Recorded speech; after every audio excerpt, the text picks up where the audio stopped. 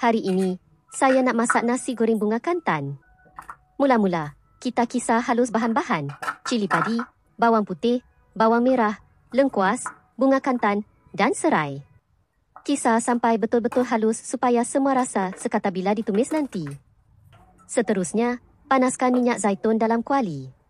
Kalau tak ada minyak zaitun, minyak masak biasa pun boleh. Bila minyak dah panas, tumis pes yang kita kisar tadi. Tumis sampai naik bau dan bunga kantan nampak sedikit lembut. Untuk tambah rasa, saya masukkan udang segar ke dalam pes yang sedang ditumis.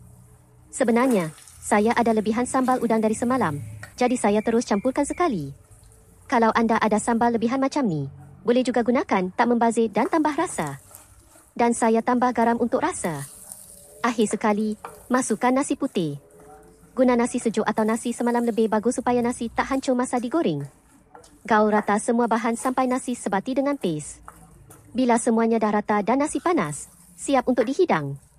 Jangan lupa like, komen untuk lebih banyak resipi mudah dan sedap macam ni.